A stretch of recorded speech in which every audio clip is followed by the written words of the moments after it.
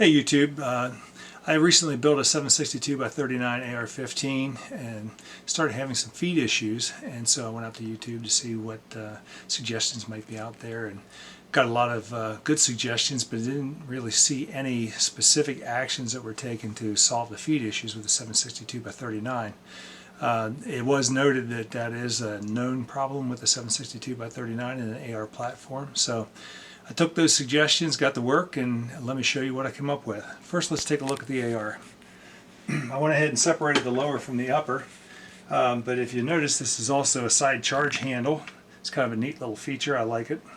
But what I did here, if you can come around here and take a look, let me get the light on this. I went ahead and polished the feed ramps all the way down to the bottom of the upper receiver. Okay, so and just took a Dremel tool and just polished his feed ramps and ran them all the way down to the bottom. Okay. Now, let me put this guy back together real quick. There we go. There we are. So, just took a Dremel tool, standard conical polishing bit, and just went in there and polished his feed ramps, and then just went ahead and ground those down all the way down to the bottom of the upper receiver, and that seemed to be a really big help. Next, we have a standard ASC 30-round magazine. Most of what I saw on YouTube was don't use a 30-round magazine, use a 20-round magazine. And I've got to admit, it seems like these last 10 rounds are where it seems to be problematic. But I did do a couple of things that seemed to work. Number one, I found one of the big issues was these little stiffening ridges here on the side of the magazine. That what was happening was, as the bullet would come through, that little extractor ridge would catch on those ridges coming out, and that would stop the bullet from going through. So what I did, we'll see if we can get a good image of it. You should be able to see the the marks right there, but I took a Dremel cutting wheel and I went inside and I ground those off on the insides, including these little upper dents. Did that on both sides, okay? Then I took a pair of soft-faced channel lock pliers because I found that these little lips right here were too tight, and so I went in. Let me see if I can do this here. And things give me a little trouble. Just went in and grabbed those and pulled those upwards and outwards ever so slightly on both sides. And that seemed to allow the projectile to push upwards a little bit at the tip. So, what we're going to do now, we're going to give it a try, but I am going to try to take 3 magazines, and I am going to try and cycle 3 magazines full out without any feed issues. Wish me luck on this.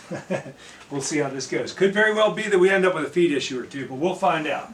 So, got 3 magazines full here. Let's see how we do.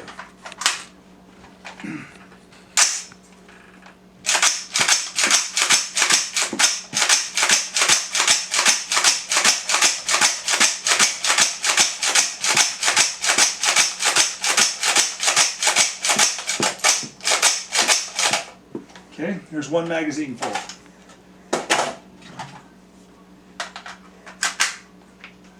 I'm going to do one thing real quick. It's one of the issues with the side charge handle. When you're doing a lot of manual charging, you want to make sure that that nut stays tight. Hate for that to come off right in the middle of all this. Second magazine, here we go.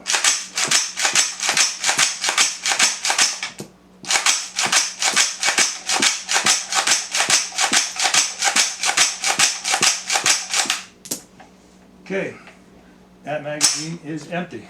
Well, no it's not. Thought it was empty. Guess we had our first feed issue.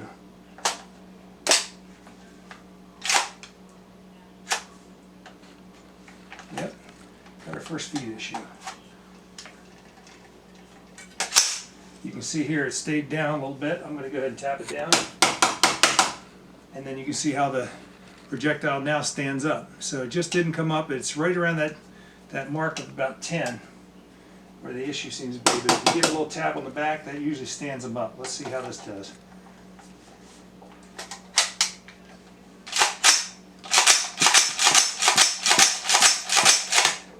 Okay, that is a magazine full. Okay. Yep.